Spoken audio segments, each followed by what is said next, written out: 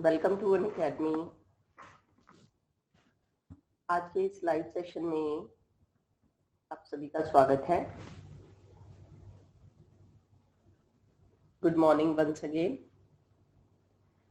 तो dear students, आज के इस सेशन में हम कुछ इम्पोर्टेंट कंसेप्ट्स करेंगे कवर, ठीक है, सो दैट डाउट ना रहे। ठीक है, तो अब चांसेस क्या हैं, जैसे कंट्री का ही क्वेश्चन था, ठीक है, तो उसमें काफी तरह की प्रॉब्लम्स है जो कि हम डिटेल में यहाँ पे डिस्कस करेंगे।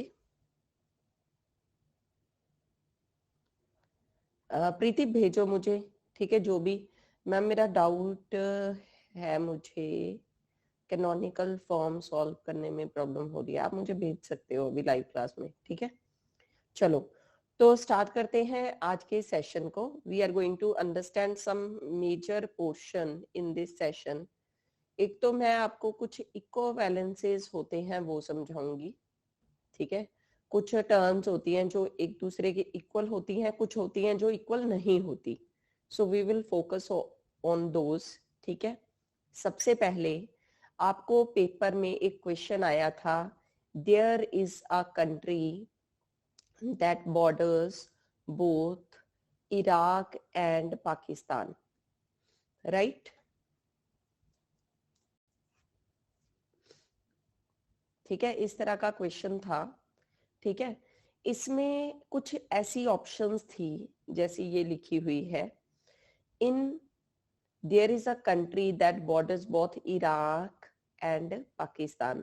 जो ये ऑप्शन है ये सही इंग्लिश मीनिंग दे रही है, जो इम्प्लाइज की थी।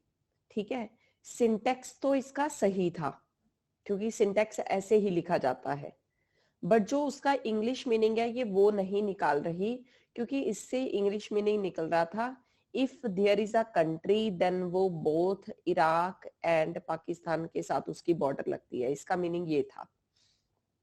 तो ये सिंटेक्स सही था, सिंटेटिकली वैलिड था। समझ आई बात? ठीक है, इसका मीनिंग क्या निकल रहा है सेकंड का, if there is a country then that country borders Iraq and Pakistan. समझ लगी बात आपको?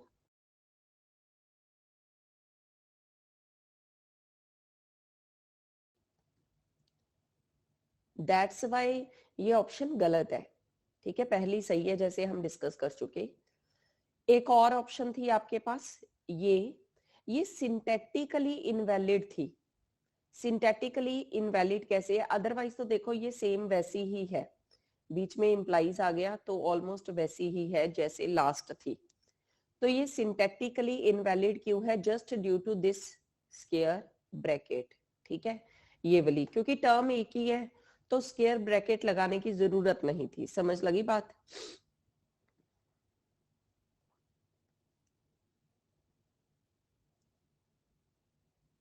ठीक है, बस इतनी सी ही बात थी इसमें। डन। तो जैसे मान लीजिए हमारे पास एक क्वेश्चन है ये, ठीक है, तो अगर आप इस क्वेश्चन को चेक करें, there is a country that borders both Iraq and Pakistan, तो we will choose first option. ये सिंथेटिकली वैलिड है बट ये मीनिंग नहीं दे रही, इफ देन का मीनिंग दे रही है। ये वाली ऑप्शन जो है वो सिंथेटिकली ही इनवैलिड है। जो लास्ट है, this is also synthetically invalid. हाँ जी, टॉपिक क्लियर? ठीक है, इसका भी सिंटेक्स गलत है, लास्ट का भी। ठीक है, मीनिंगलेस होगी इसलिए। डन। ठीक है, इससे एक और क्वेश्चन देखते हैं। ये देखो, Paris and another country are both in France, तो हम कैसे लिखेंगे इसको? पहले तो हमें बताना पड़ेगा कि पेरिस जो है वो फ्रांस में है। ठीक है, इन प्रेडिकेट बना दिया हमने इनका। ठीक है, पेरिस कहाँ पे है? फ्रांस में है। फिर उसके बाद साथ में मर्शलिज कहाँ पे है, that is also in France. तो बेसिकली बीच में एंड है, ठीक है। तो पहला तो इनवैलिड हो गया, सिंटेक्स ही इनवैलिड है, राइट? बोलो।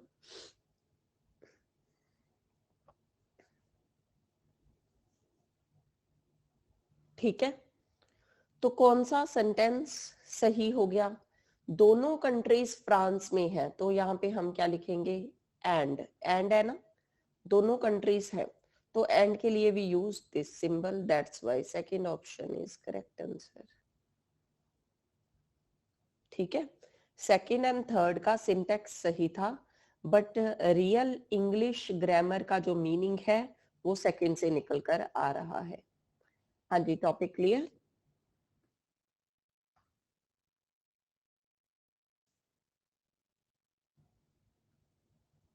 ठीक है, वेरी गुड।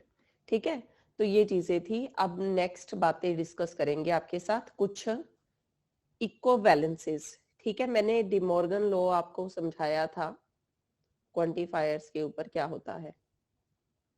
ठीक है, याद है क्या होता है? Negation of for all X किसके इक्वल है, देयर एग्जिस्ट एक्स के। Negation of there exist X is equal to for all X के। This is De Morgan's law. There is one more very important law. अगर कभी भी negation है फिर है फॉर ऑल एक्स, उसके बाद है P X implies Q X, तो आपको बताना है this is equivalent to which term. Simplify करो इसको और आंसर बताओ क्या होगा।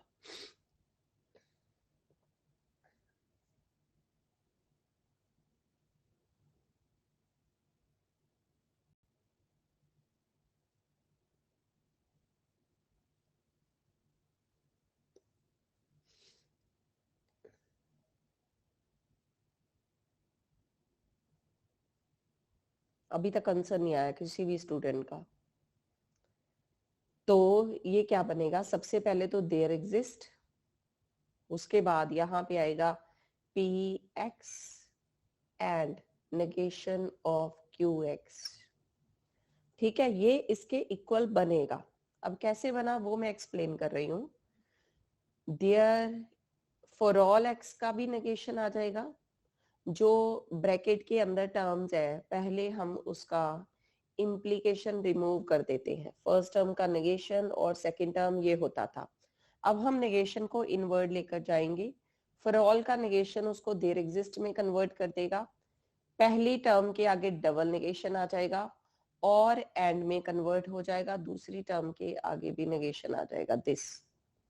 तो देयर एग्जिस्ट एक्स, फिर उसके बाद है P X, then and negation of Q X. This is the answer, clear?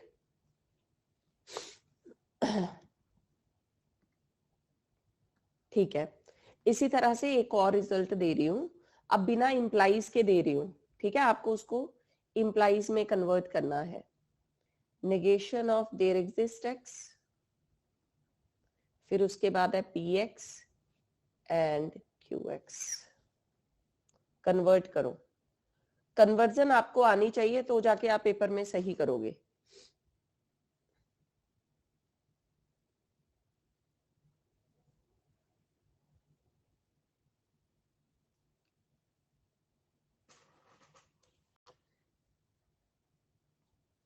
I hope सभी ने कल का यूट्यूब सेशन अटेंड किया हो।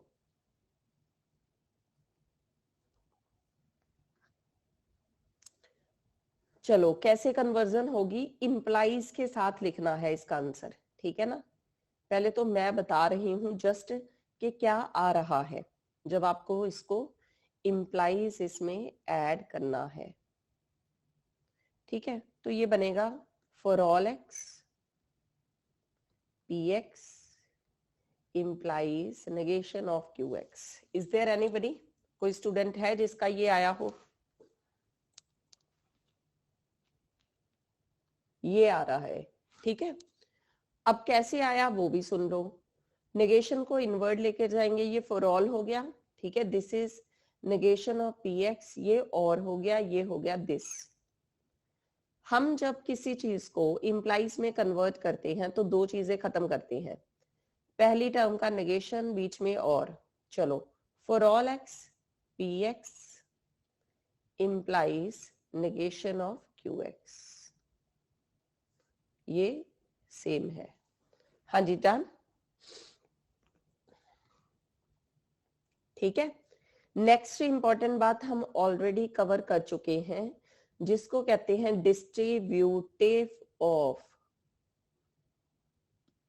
फॉर ऑल ओवर एंड, याद है ना, for all X P X and Q x. अगर ऐसा हो तो हम इसको डिस्ट्रीब्यूट कर सकते हैं लाइक दिस, ठीक है, इस तरह से हम डिस्ट्रीब्यूट इसको कर सकते हैं। इसी तरह से एक और डिस्ट्रीब्यूटिव लॉ है जो वैलिड है, distributive of there exist over और।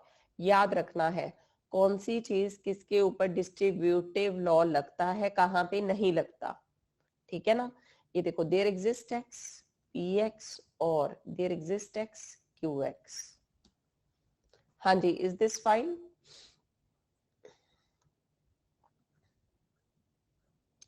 ठीक है, ये दो डिस्ट्रीब्यूटिव लॉ है। फॉर ऑल का और के साथ नहीं है, नॉट, ठीक है, इसके ऊपर डिस्ट्रीब्यूटिव नहीं लगता। देयर एग्जिस्ट का एंड के ऊपर डिस्ट्रीब्यूटिव नहीं लगता। Is this done?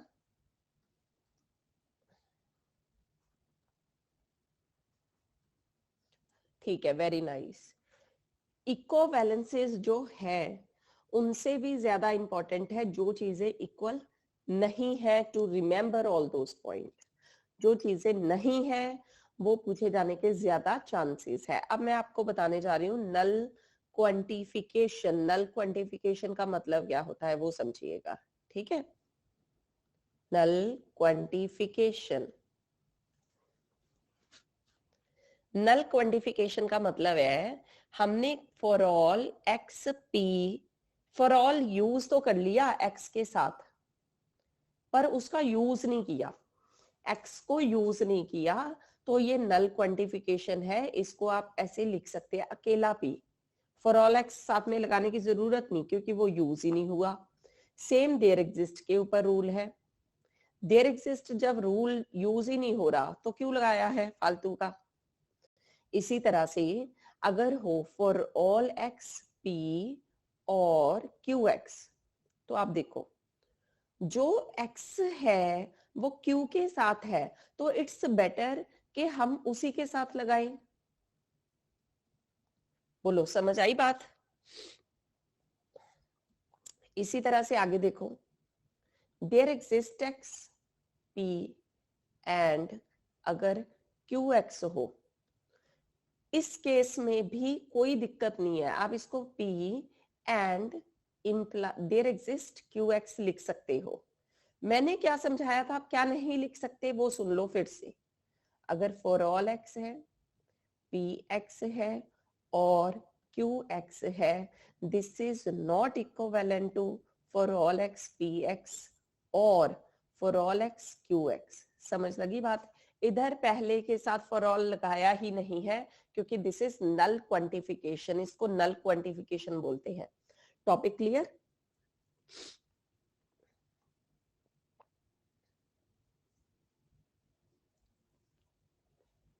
Very good सभी स्टूडेंट्स को,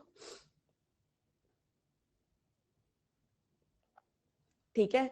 आगे और भी इंपॉर्टेंट रिजल्ट आएंगे, ठीक है।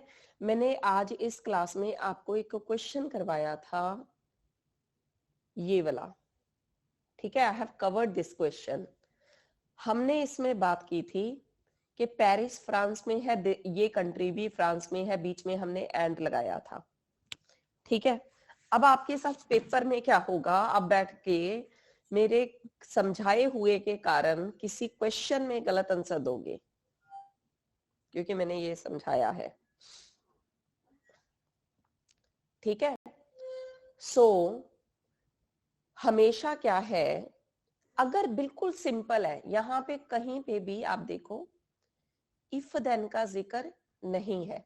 अगर कहीं पे इफ देन का जिक्र हो तो वहां पे ये भी हो सकता है कि यहाँ पे एंड दिया हो और क्वेश्चन में हम और यूज करें। एक बात सुन लो मेरी ध्यान से, this is going to happen in some questions, ठीक है। आपके साथ क्या होगा, आप कहेंगे निशा मैम ने समझाया था, ये तो बहुत ही सिंपल है, यहाँ पे एंड दिया है और मैम ने क्वेश्चन भी करवाया था, एंड ही आता है। पर मैं साथ में आपको अब बता रही हूं कि अगर ये सिंपल क्वेश्चन है तो कोई दिक्कत नहीं। अगर कहीं पे इफ देन है तो हो सकता है वहां पे एंड के लिए हम और का सिंबल यूज करें, उसका भी मीनिंग है, उसका भी कोई रीजन है, मैं समझाऊंगी आपको। हाँ जी, पता चल गया कि कहानी में ट्विस्ट कहां पे आ सकता है, ठीक है ना। पता चल गया ना कि अलर्ट होने की जरूरत है। कई बार हर एक चीज जो इतनी सिंपल दिखती है वो उतनी सिंपल होती नहीं, ठीक है। वापस आते हैं, क्या सभी स्टूडेंट्स को नल क्वांटिफिकेशन क्लियर, ठीक है। अब हम देखते हैं नल क्वांटिफिकेशन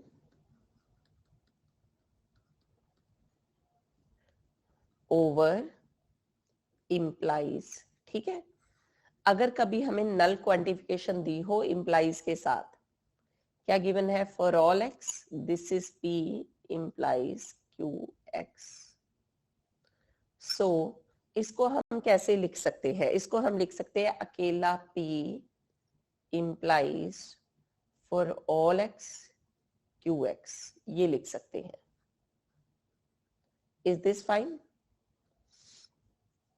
ऐसे ही अगर कहीं पे हो there exist x P implies qx, तो इसको हम लिख सकते हैं P implies there exist x qx। ये इज दिस क्लियर। अगर ये क्वांटिफिकेशन थी देयर एग्जिस्ट की, पीछे सेम लगी है, अगर ये फॉर ऑल था पीछे वाली टर्म के साथ सेम लगा है। अब कहानी में ट्विस्ट है, अगर हो फॉर ऑल एक्स, यहां पे हो क्यू एक्स, इंप्लाइज हो पी, सो इसकी नल क्वांटिफिकेशन जो है there exist X Q X implies P बनेगा, ठीक है। अच्छा 2 मिनट वेट, चेक कीजिए इसको।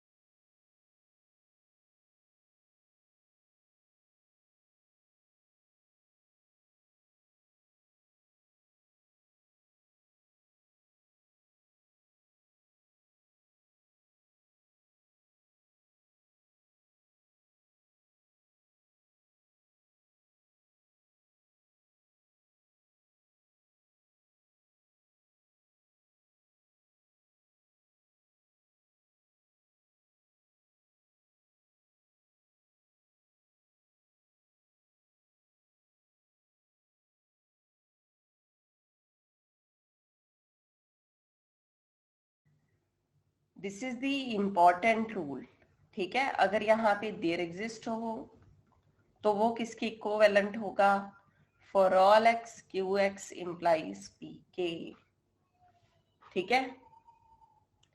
दिस इज द रूल, ठीक है गीता, ये रूल है, ठीक है। जब भी आपको इस तरह से लिखना पड़े तो ये बनेगा, चेक कर लो, इसको नोट कर लो।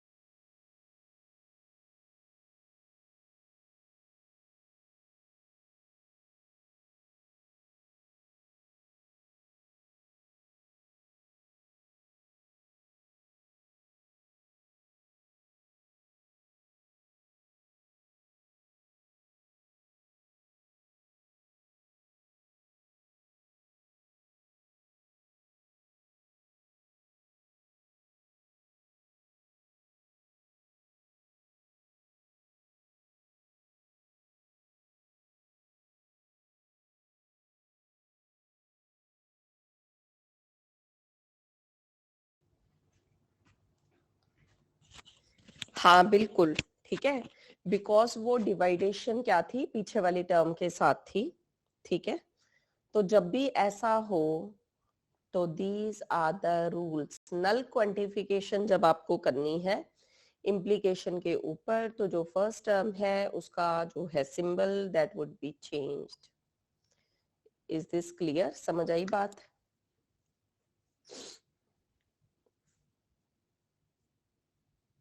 ठीक है, ये से चेंज होता है, इसका रीजन क्या है, ठीक है, वो सुन लीजिए।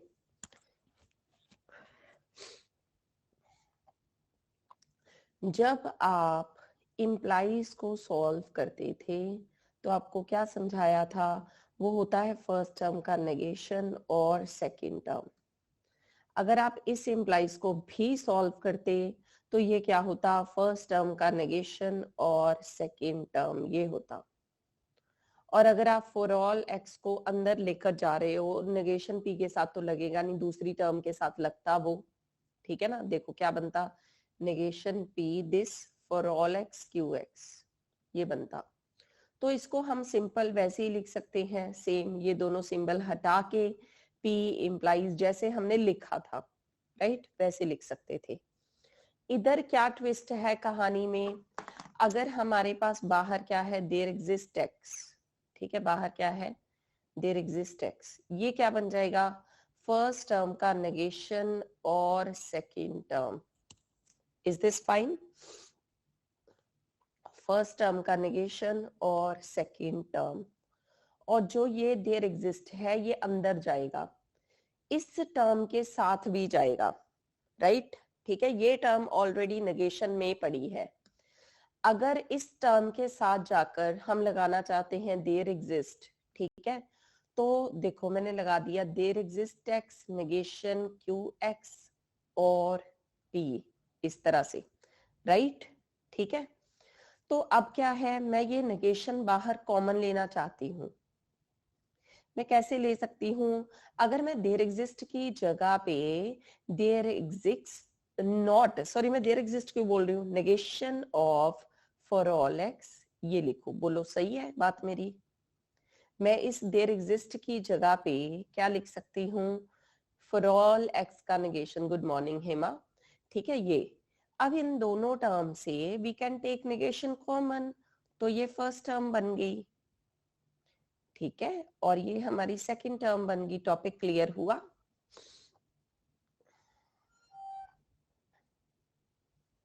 बताओ, समझ लगी बात, why this is happening, why this is the rule, ठीक है। ये रूल कैसे बना है,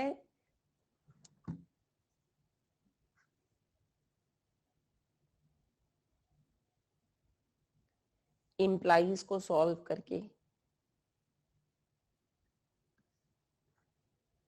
देखो इम्प्लाइज को सॉल्व किया, उसके आगे नेगेशन ना अकेला देखो ना, यहाँ पे भी देखो इम्प्लाइज है नहीं।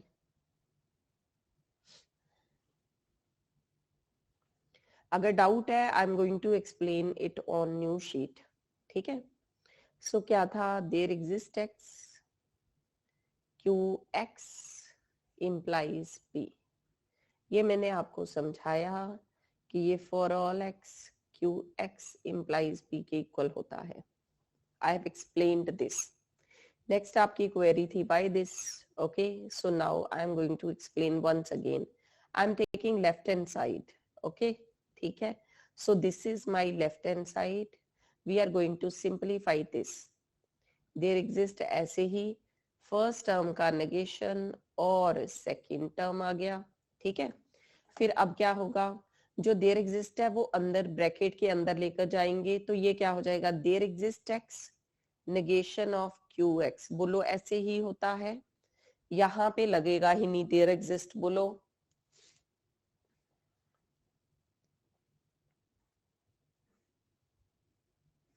ठीक है, अब मुझे ना ये जो है इसको इम्प्लाइज में बदलना था। आई नो दैट, मुझे मेरी क्लास में निशा मैम ने समझाया था कि अगर देयर एग्जिस्ट एक्स है वो किसके इक्वल होता है, negation of for all x होता है, समझाया था ना आप लोगों को। तो मैंने वही किया, इसकी जगह पे negation of for all x लिख दिया, बाकी सारी टर्म वैसे ही आ गई जैसे थी। अब देखो ये नेगेशन और ये नेगेशन मैं कॉमन ले रही हूं, तो अब यहाँ पे क्या आया, दिस। बस इसको कन्वर्ट कर दो, for all X Q X implies P. बात ये नहीं है कैसे बना, ठीक है, सब कुछ करवाने के बावजूद पेपर में गलत करोगे, ठीक है, कोई फायदा नहीं है उस चीज का। तो पॉइंट नोट कर लो कि क्या है। Whenever we are doing any type of distribution on the back side, then it will remain same. Here also it will remain same. But if we are doing distribution on the front side, if your quantification is used at front side, so it is changed. तो अगर paper में आया question तो something like this आता है। Clear? जो चीजें equivalence नहीं होती, मीन्स टू से अगर there exist X, P X implies Q है, तो ये किसके इक्वल है? ये है for all X P X implies Q के इक्वल है। यही टर्म किसके इक्वल नहीं है? ठीक है, इसके इक्वल नहीं है। किसके? There exist X P X implies Q के। Topic clear? ठीक है ना? तो वो जो उल्टे पुल्टे रिजल्ट्स है, जो लगता है कि ये इक्वल होगा पर होता नहीं, वही पूछता है। डन?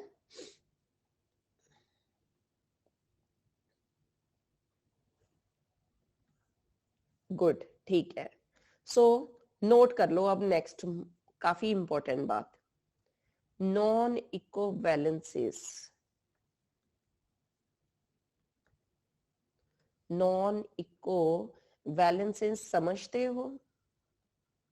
जो चीजें इक्वल नहीं होती, सम नॉन इक्विवेलेंसेस, क्योंकि वो पूछेगा ही ये क्या कि for all X P X और क्यू एक्स, पहली बात तो ये इक्वल नहीं है। ये किसके इक्वल नहीं है? For all X P X और for all X Q X के इक्वल नहीं है। इसी तरह से अगर there exist P X and Q X हो, तो देयर एग्जिस्ट भी डिस्ट्रीब्यूटिव है नहीं है, तो ये किसके डिस्ट्रीब्यूटिव नहीं है? इसके। हाँ जी, पता चल गया, सम नॉन इक्विवेलेंसेस, कुछ रिजल्ट जो सेम नहीं है। इसी तरह से अगर फॉर ऑल एक्स है, क्यू एक्स है, इम्प्लाइज पी है, ये लगता है कि इसके इक्वल होगा, for all X Q X implies P के नहीं होता। बट इसी तरह से अगर देयर एग्जिस्ट आ जाए, ये भी इसके इक्वल नहीं है। डन? देयर एग्जिस्ट के।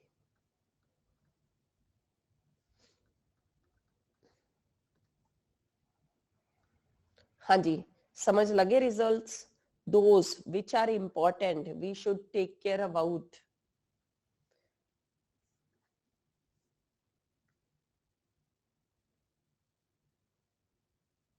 ठीक है, चलो वापिस चलो। तो व्हाट यू हैव लर्नड, ठीक है, आपने टॉपिक नहीं समझा अभी, आपने ये नहीं समझा कौन से रिजल्ट इक्वल है, आपने साथ में ये भी समझा है क्या इक्वल नहीं है। द पॉइंट, मैं चाहूं तो रिजल्ट्स की जस्ट शीट दे दूं कि ये होते हैं, फिर भी आप पेपर में जाकर जो एग्जामिनर बात करना चाहता है वो उसकी बात आप पकड़ नहीं सकते। रीजन क्या है? फोकस ही नहीं किया। ठीक है ना? मैम ने शीट दे दी, हमने रीड भी कर ली थी, but we have not given focus, also teacher has not given focus. ठीक है, तो मेन बात जब बोल रही हूं बार बार, स्ट्रेस दो, ध्यान दो, ध्यान दो तो दो। ठीक है, कौन सी चीज किसके इक्विवेलेंट है, you can prove that thing in your exam also. आपको रिजल्ट पता है, अगर कहीं पे इम्प्लाइज आ गया ना, एक समझ लो बात, फूक फूक के कदम रखने हैं वहां पे। ठीक है, बहुत ध्यान से। तो ये रिजल्ट्स जो है नॉन इक्विवेलेंसीज है, ये चीजें जो है देखने में लगती है इक्वल बट है नहीं। डन।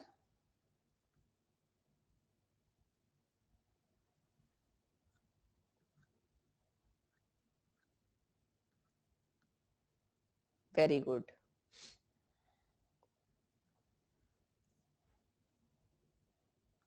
ठीक है, लास्ट क्लास में ना आपको कंडीशनल प्रोबेबिलिटी समझाई थी। ठीक है, उस कंडीशनल प्रोबेबिलिटी को हम बेस रूल भी कहते हैं। कंडीशनल प्रोबेबिलिटी कह दो चाहे बेस थ्योरम कह दो, एक ही बात है।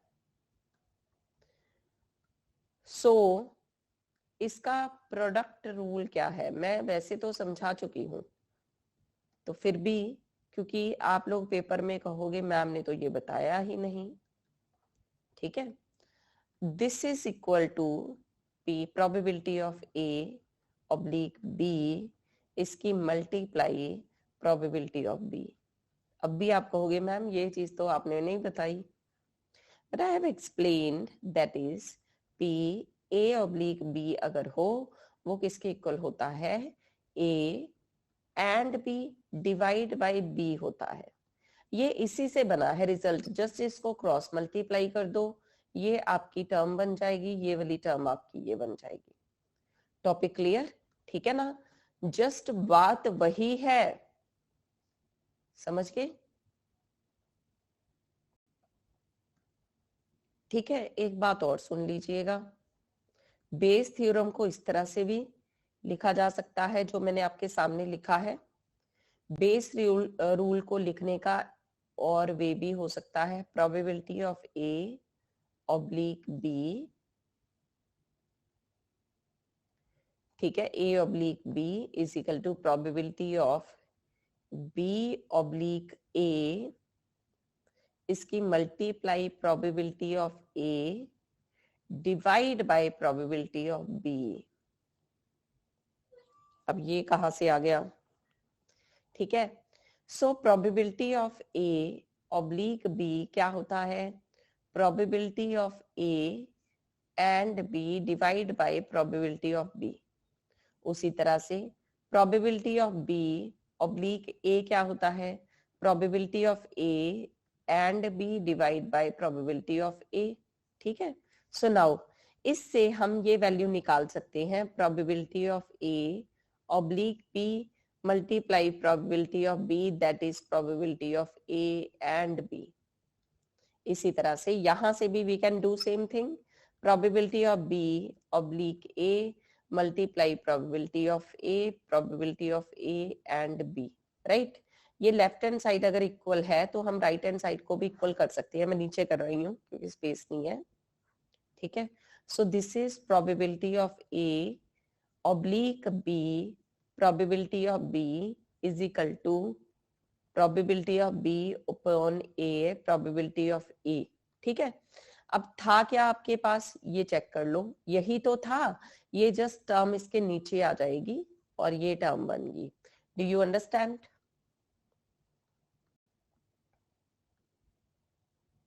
बोलो प्लीज, समझ लगी बात? मतलब क्या है, अगर आपको एक बात समझा दी, सिंपल बात समझो, अगर आपको एक बात समझा दी कि अगर ये है ये इसके इक्वल है, ठीक है, तो इससे आप खुद निकाल सकते हो और बातें। ठीक है, और बात क्या निकाल सकते हो, फिर तो अगर ये होगा तो इसका भी सेम ये होगा, राइट? फिर इससे तो जितने रिजल्ट चाहो उतने बन सकते हैं, और वो आपसे कुछ पूछता रहे पेपर में, यू कैन गिव आंसर। ठीक है, कंडीशनल प्रोबेबिलिटी बेस्ड थ्योरम वो किसी भी तरह से आपसे पूछ ले तो आप आंसर दे सकते हैं, राइट? ठीक है, तो मेन क्या है कि हमें एक बार पता होना चाहिए एक रिजल्ट के बारे में, वो जरूरी थोड़ी है जो मैम ने जैसे लिखा ये वैसे ही पूछे। ठीक है, आपको लॉजिक समझना था कि अगर probability of A gives the evidence of B, ये ऐसा कंडीशनल प्रोबेबिलिटी थी, ए के होने से बी कितना होगा, this is called conditional probability. तो मैम ने हमें एक्सप्लेन किया था ये किसके इक्वल आएगा, A and B divide by नीचे जो है इधर, इधर भी नीचे क्या आएगा, जो ऑब्लिक में था, जो डिपेंडेंट थी टर्म नीचे वो है, ऊपर दोनों का एंड है। ठीक है, तो इससे आप कितने भी रिजल्ट निकाल सकते हो, जैसे मैंने आपको अभी प्रोबेबिलिटी ऑफ के, probability of A and B के 2-3 रिजल्ट्स बताए हैं। ठीक है, कोई भी पूछे, प्रोडक्ट रूल पूछे क्या होता है, तो you can give answer. So product rule, what we have discussed right now, A and B, ये किसके इक्वल बन जाएगा, जो टर्म्स आपके पास है उससे आप बना सकते हैं, probability of A oblique B and इसकी मल्टीप्लाई प्रोबेबिलिटी ऑफ B के साथ, देन ये किसी और टर्म के इक्वल भी है, probability of A oblique B, इसकी multiply probability of A, this is B oblique A, ठीक है, B ऑब्लिक A एंड इसकी मल्टीप्लाई प्रोबेबिलिटी ऑफ A के साथ। हाँ जी, टॉपिक क्लियर।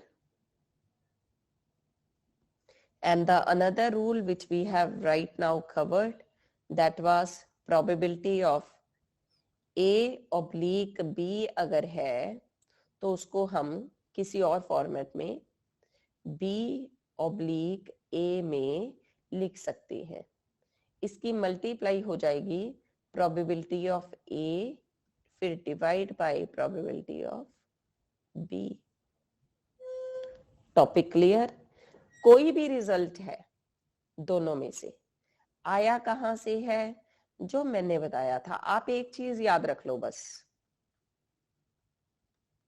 पेपर में बैठकर घुमा देना इसको।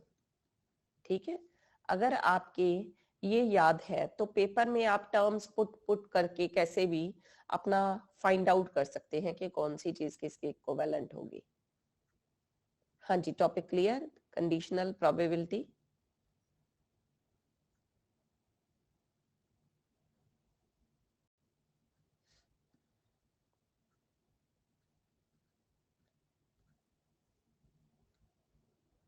ठीक है, कंडीशनल प्रोबेबिलिटी लिखा हो, बेस थ्योरम लिखा हो, फुल जॉइंट डिस्ट्रीब्यूशन गिवन हो आपको, तो आप इन चीजों को यूज कर सकते हैं। ठीक है, बातें है समझने की मेन तो, कि क्या समझ आया, then it is fine.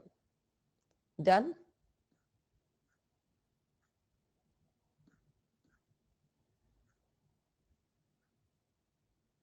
Very good.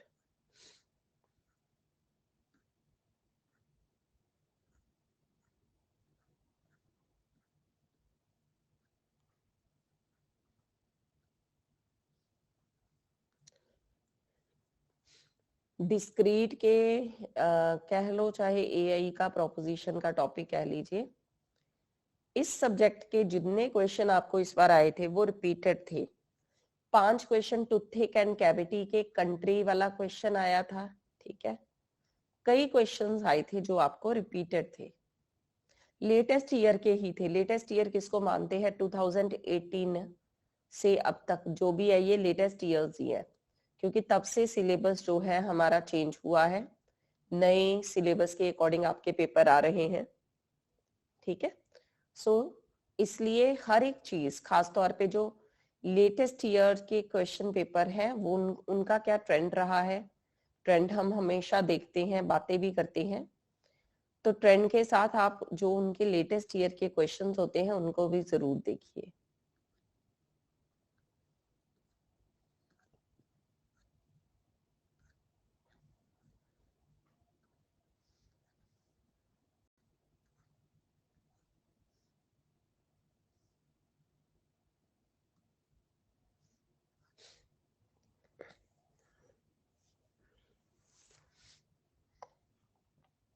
This is just, this is the, ठीक है, डिस्ट्रीब्यूशन तो जस्ट ये होता है, फुल जॉइंट डिस्ट्रीब्यूशन वो टेबल होता है ना, जो उसको फुल जॉइंट डिस्ट्रीब्यूशन कह देते हैं।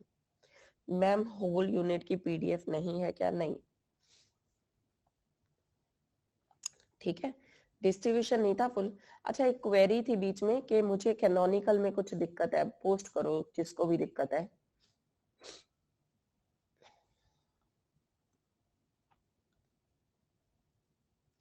AI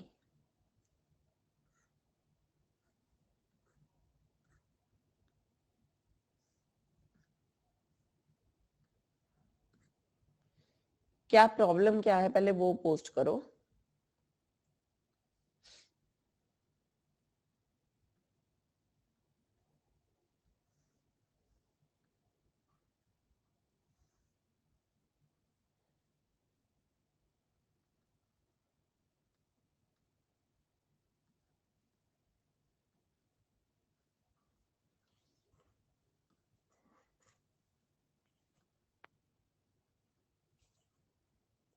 चलो ठीक है, तो मैं नेक्स्ट टॉपिक डिस्कस कर रही हूं अब आपके साथ, दैट इज द मॉडल्स। ठीक है, अब ये मॉडल्स क्या होता है, आप लोगों को कोई वैल्यू दी है लाइक दिस, अगर आपको कहा ए और बी में मॉडल बताओ कितने हैं, मॉडल का मतलब होता है ट्रू वैल्यूज। ठीक है, ट्रूथ टेबल में आंसर निकालते वक्त कितनी ट्रू वैल्यूज आएंगी, that is called model. Truth values 3 है, तो इसके मॉडल्स कितने हो जाएंगे? 3। Is this clear?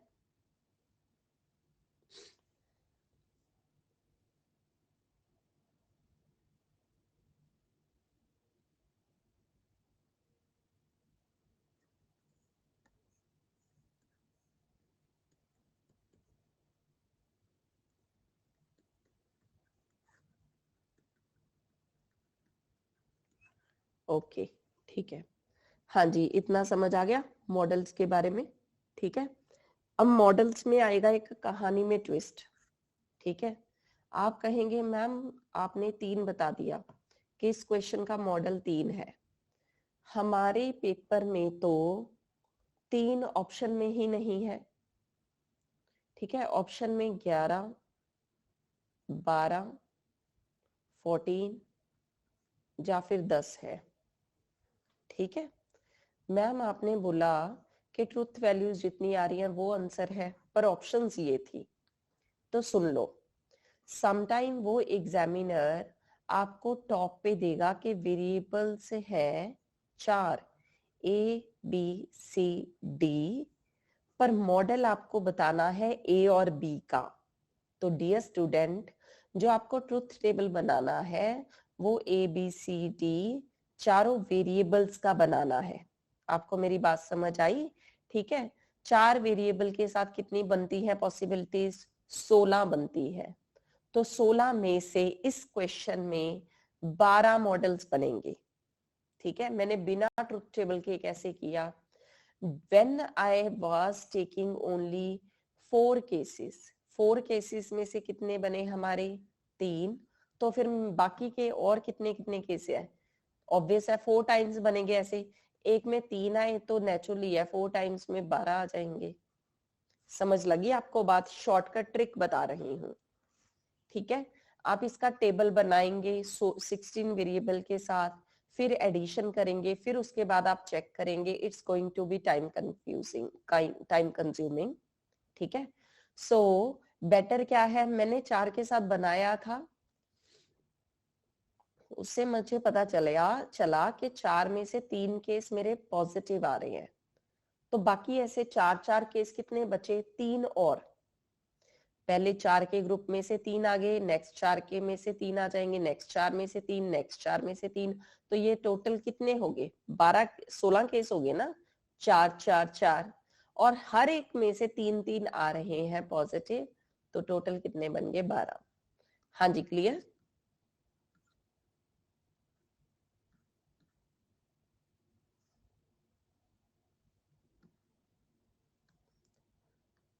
ठीक है, मॉडल्स के ऊपर आप लोगों को क्वेश्चन आते हैं पेपर में। मॉडल में बस ये गलती नहीं करनी, उसने वेरिएबल दिए ज्यादा होते हैं, यूज कम हो रहे होते हैं। जितने दिए हैं वो सारे उसमें यूज करने होते हैं। समझ आ गई बात?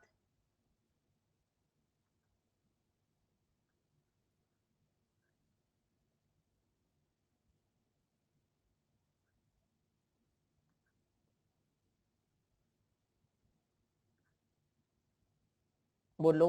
ठीक है, तो जितने भी मॉडल्स हमें दिए हैं we have to use all. अब आगे देखो कैसे कैसे क्वेश्चंस है, चेक करो ऊपर। This is equivalent to which term? Bidirectional किसके इक्विवेलेंट है? आपको क्या समझाया था? P का एरो Q की तरफ एंड Q का एरो P की तरफ। इसको हम लिख सकते हैं फर्स्ट टर्म का नेगेशन और सेकेंड टर्म। इसको हम लिख सकते हैं फर्स्ट टर्म का नेगेशन और सेकेंड टर्म। तो ये कौन सी ऑप्शन आ चुकी? ये सेकेंड। हाँ जी, डन। इसी तरह से यहां पे देखिए,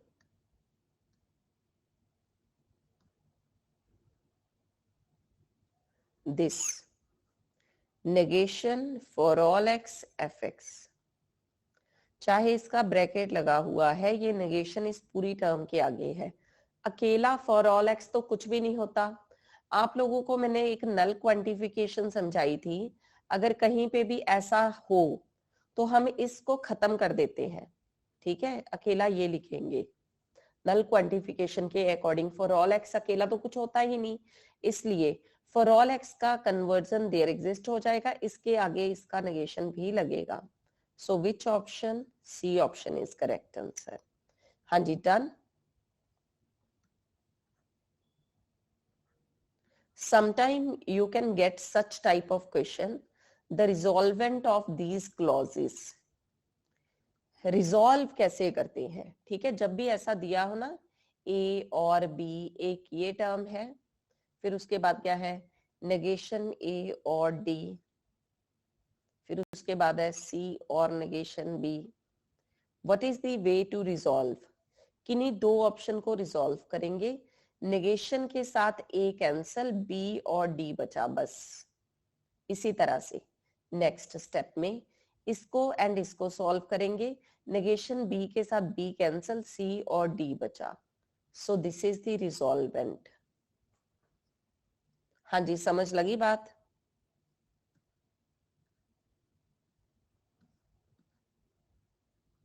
हाउ टू डू रिजॉल्व।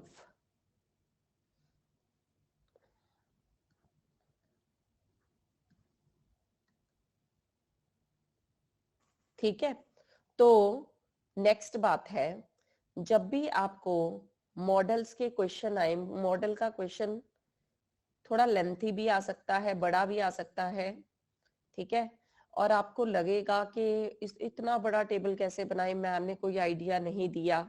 ठीक है, I am going to take one example, हो सकता है सेम ही क्वेश्चन आ जाए पेपर में। ठीक है, तो वेट करो 1 मिनट।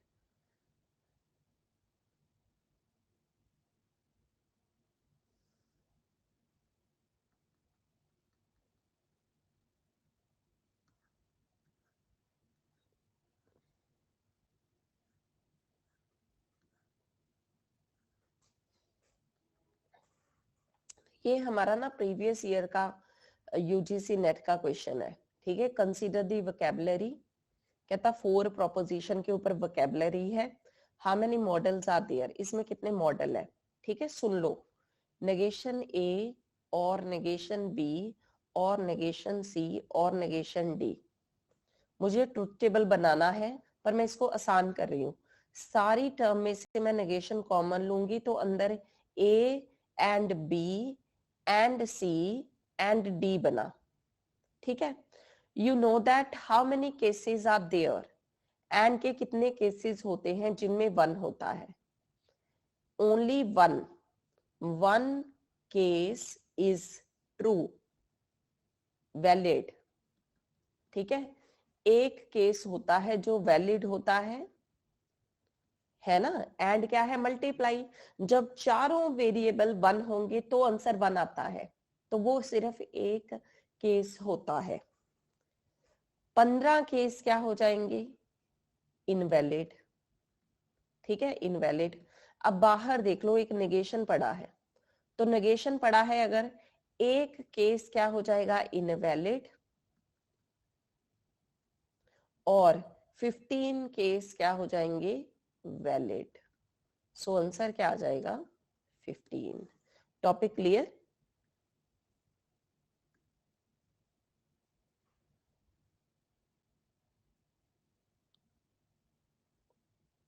ठीक है, इस तरह के मॉडल्स के कई क्वेश्चंस है जहां पे तो आप बिना, इसमें ए बी सी का पूछ रहा है पर साथ में ऊपर डी भी दिया है, you have to create truth table with 4 variable, here also 4 variable लेने ही लेने हैं, चाहे यूज वो 2 कराए। ऊपर देखो ना वोकैबुलरी क्या दी है। Topic clear? ठीक है, if there is requirement to create table, तो टेबल बना लो, फिर क्या बात है, 4 के साथ बना लो। डन?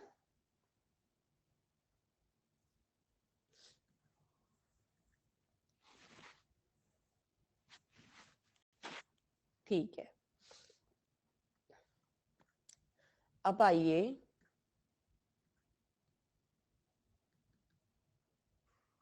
कैनोनिकल फॉर्म के कंसेप्ट के ऊपर। So we have sum of products, ठीक है, एंड हमारे पास एक होता है product of sums. What is this? Product of sums means ये सम है, ये भी सम है, ये सम ऑफ प्रोडक्ट है। समझ लगी बात?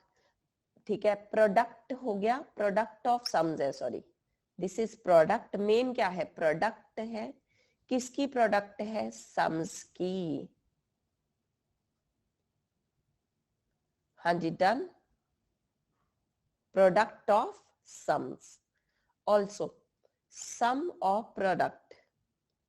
सम मेन क्या है, सम किसका, प्रोडक्ट का।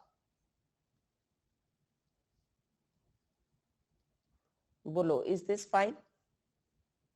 सम ऑफ प्रोडक्ट्स ये होता है, ठीक है। Do you understand the basic difference? ये दोनों टर्म अलग अलग है, लेफ्ट हैंड साइड का राइट हैंड साइड के साथ जैसी नहीं है, अलग है। अब आगे सुनो। If somewhere examiner is giving you some function like a b c, a complement b plus a c complement, so we have to convert into canonical cover, canonical cover या फिर canonical form। तो हम क्या करेंगे, तीनों term हर term में होनी चाहिए, इसके साथ सी नहीं, उसकी जगह पे मैं 1 लिखूंगी, और मुझे पता है कि अगर मैं सी प्लस सी का कॉम्प्लीमेंट लिख दूं वो 1 होता है। इसके साथ बी नहीं तो मैं 1 लिखूंगी, एंड आई नो दैट कि बी प्लस बी का कॉम्प्लीमेंट 1 होता है।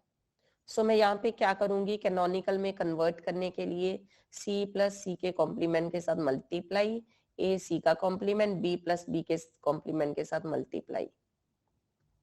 सो what is this, A complement B C, and ये क्या है, ए कॉम्प्लीमेंट बी सी का कॉम्प्लीमेंट, ए सी का बी सी का कॉम्प्लीमेंट, ए बी का कॉम्प्लीमेंट, सी का complement. This is the canonical form. हाँ जी, डू यू अंडरस्टैंड?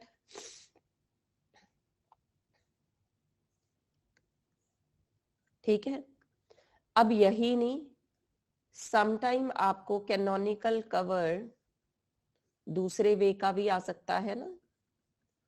ठीक है, ये तो क्या था, what was this, this was sum of products, right. Examiner आपसे कुछ और भी पूछ सकता है, लाइक एफ, जो आपका आंसर दिया है उस आंसर को सॉल्व करो प्रीति, फिर देखो मैच करते हैं या नहीं। आगे देखो, अगर आपको ये दिया है प्रोडक्ट ऑफ सम में ए प्लस बी, इधर क्या दिया है, ए प्लस सी का कॉम्प्लीमेंट, तो हम इसके साथ एक टर्म ऐड करेंगे बिकॉज एक टर्म कम है, तो 0 ऐड कर दो। इधर भी मैं 0 ऐड करूंगी बिकॉज 0 ऐड करने से कोई फर्क नहीं पड़ता, बट आई नो दैट कि C मल्टीप्लाई C का कॉम्प्लीमेंट 0 है एंड B मल्टीप्लाई B का कॉम्प्लीमेंट 0 है। सो जस्ट क्या करना था वो सुन लो। नेक्स्ट स्टेप यहाँ पे लिख रही हूं, A plus B plus C multiply C का कॉम्प्लीमेंट, इधर क्या आ जाएगा, A plus B multiply B का कॉम्प्लीमेंट प्लस C का कॉम्प्लीमेंट। ये आया, सुनते रहना। इस टर्म को के दो टुकड़े कर सकते हो आप। कैसे, पहले A प्लस B के साथ C लगा दो, फिर इसी टर्म को A प्लस B के साथ C का कॉम्प्लीमेंट लगा दो। This is the rule. ऐसे ही यहां से भी दो टर्म बन जाएंगी। बात समझ आ गई आपको? जो ये C का कॉम्प्लीमेंट था ना, इसको डिस्ट्रीब्यूट कर दिया, ठीक है क्या? ऐसा कर सकते हैं, हाँ, दिस इज द रूल। अगर ऐसा हो, इसको आप A प्लस B का कॉम्प्लीमेंट लिख के इसका काम खत्म कर सकते हो। ये आ गया अकेला A। क्लियर?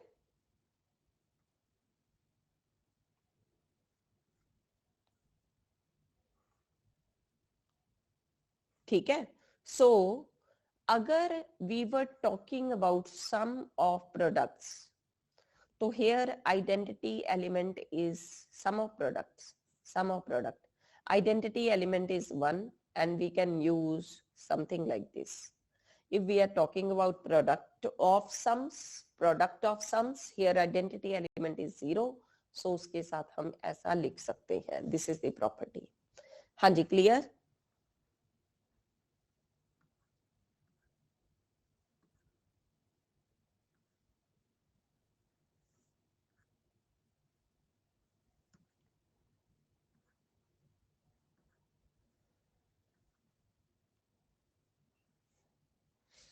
ठीक है। Also we have some rules, ठीक है, जिनको हम रूल्स ऑफ इन्फ्रेंस बोलते हैं।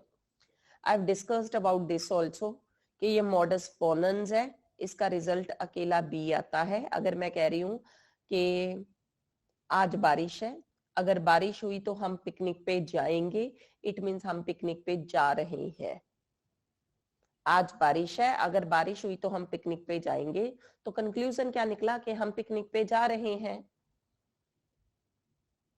ठीक है, तो मतलब क्या है, इन्फ्रेंस रूल्स।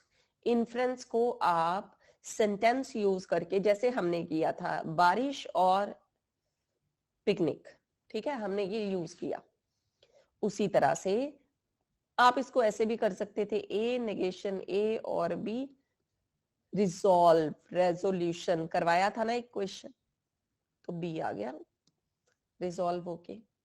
हाँ जी, टॉपिक क्लियर?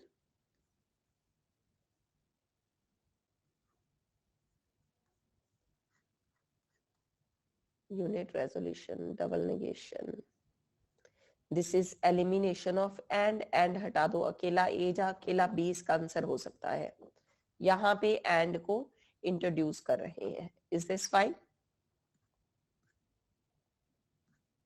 ठीक है, चलो ध्यान दो। देखो टॉपिक ना क्या है, जब ये छोटे छोटे टॉपिक होते हैं तो ये तो पेपर छोड़ो, आप 2 दिन के बाद भूल जाओगे। करना क्या है, जब ये छोटे छोटे टॉपिक होते हैं इनको लिखना होता है, क्योंकि ब्राइट चांसेस है इनके ऊपर ही क्वेश्चन आ जाए। मैं अगर आपको कह दूं कि जी मॉडल का क्वेश्चन आएगा पेपर में पक्का, ठीक है, पेपर जिसने सेट किया है उसने मुझे बता दिया, तो आप उसके ऊपर स्ट्रेस दे लोगे। पर जब क्लास में, एक क्लास में 10 टॉपिक हो रहे हैं, तो उस वक्त आप 2-4 टॉपिक बिना बात के ही छोड़ देते हो, रह जाते हैं, छोड़ते भी नहीं, आप इंटेंशनली नहीं करते। ठीक है, तो आज की क्लास का याद है आपके कि क्या क्या टॉपिक हुए हैं? फिर से रिकॉर्डिंग आज की देख सकते हो। अभी 15 रिकॉर्डिंग जब हो जाती है फिर नहीं देखी जाती, इसलिए make your last minute preparation notes immediately, उसके ऊपर टॉपिक लिखो, मॉडल में क्या समझाया था। डन? ठीक है, चलिए, तो डियर स्टूडेंट्स आज के सेशन में इतना ही। मिलेंगे नेक्स्ट लाइव सेशन में 4:30 PM। I am not sure about 7 PM, ठीक है, आई विल चेक, तो अगर हुई class I will inform you. ठीक है, इस सेशन में इतना ही। Thanks a lot.